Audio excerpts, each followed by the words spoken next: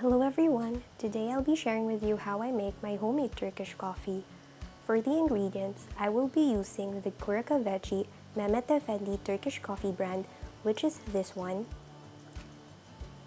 1 çesve or a small pot where you will brew your coffee. Small coffee cup about this size. Teaspoon and a sugar. Here I've already put 1 cup of cold water in the çesve. Now I'm going to put 1 heaping teaspoon of the coffee, followed by 1 teaspoon of sugar. After that, you'll have to stir it in vigorously until everything is dissolved. Make sure you mix everything well so that no lumps will remain. Make sure to agitate the coffee well enough that it would form a small layer or sediment on top.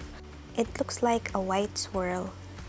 After that, you have to transfer the çesve into the smallest range of your stove top and make sure that it is set on low to medium fire.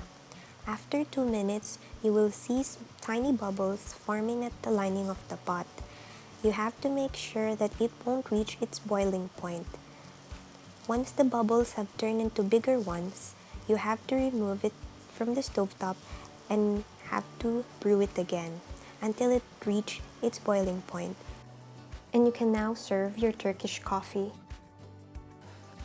When transferring the coffee, make sure to pour it carefully and slowly so that you won't destroy the foam or the crema that you created while brewing it.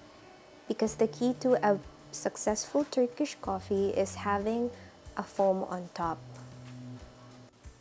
It is usually paired with 1 glass of water and a sweet dessert on the side. Let me show you how the foam should look like up close. It should be thick, creamy, and with tiny bubbles on top.